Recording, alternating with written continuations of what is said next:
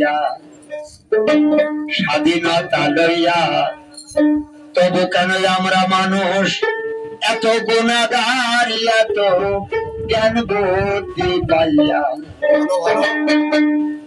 এই গানটা গাচ্ছি যে 18,000 মাখলুকাত আল্লাহ পাক এই দুনিয়ার বুকে সৃষ্টি করেছে।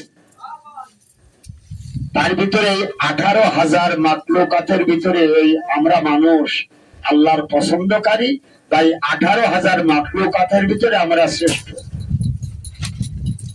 তাই এই গানটা গাচ্ছি যে এত জ্ঞান বুদ্ধি আল্লাহ আমাদের দিয়েছে, আমরা হচ্ছে গুনাহগার।